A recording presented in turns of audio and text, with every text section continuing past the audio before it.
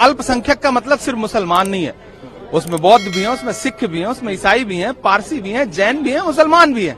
तो भाजपा जो ट्विस्ट करना चाहती है उससे अलग हटके हमने कहा है कि हम अल्पसंख्यकों को संविधान के अनुच्छेद में जो उनके मौलिक अधिकार हैं उसको सुरक्षित रखेंगे, मौलाना आजाद नेशनल फेलोशिप को बहाल करेंगे, शिक्षा पर ध्यान देंगे, मुख्य धारा में लाने का प्रयास करेंगे। दरअसल संविधान यही तो कहता है, हम वही तो कह रहे हैं जो संविधान कहता है, हम वही तो कह रहे हैं जो संविधान का मूल मंत्र है, जो प्रस्तावना में लिखा हुआ है। तो भारतीय जनता पार्टी सबका साथ सबका विकास का दावा करती है और मुख्तार अब्बास नकवी, एमजे अकबर और सैयद जफर इस्लाम को उठा के डस्टबिन में डाल देती है।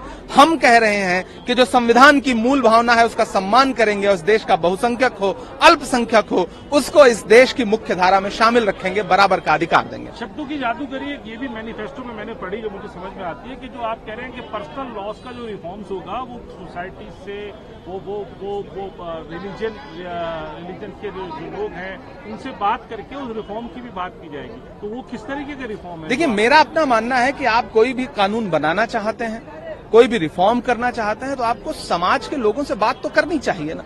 भारतीय जनता पार्टी जनता से संवाद कहां करती है? उसके यहां संवाद की परंपरा ही नहीं है, वो तो थोपती है कानून देश पर, समाज पर, लोगों पर। हम ये कह रहे हैं कि हम लोगों से बात करेंगे, सोसाइटी के संगठन के जिम्मेदार लोगों से, प्रतिनिधिमंडलों से बातचीत करेंगे। और ये कोई शाब्दिक जादूगरी नहीं है, ये सच्चाई है।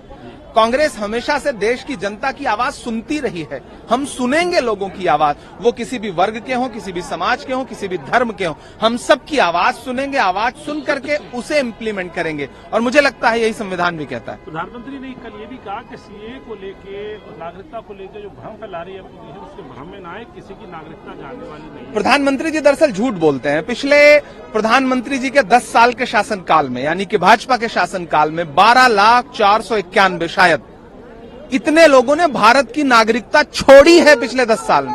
राज्यसभा में विदेश मंत्री ने ऑफिशियल जानकारी दी है, 12 लाख से ज्यादा लोगों ने भारत की नागरिकता छोड़ी है। और इसी दौरान भारतीय जनता पार्टी की सरकार ने सलमा आगा और अदनान सामी जैसे पाकिस्तानी मुसलमानों को भारत की नागरिकता दी है।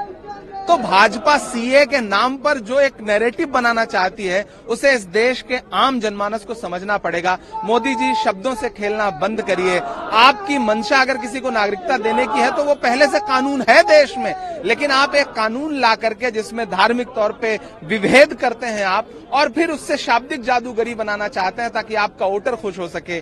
तो झूठ बोलना बंद करिए, धोखा देना बंद करिए। जो देश के 12.5 लाख लोग 10 साल में नागरिकता छोड़ रहे हैं, पहले उन्हें वापस लाइए।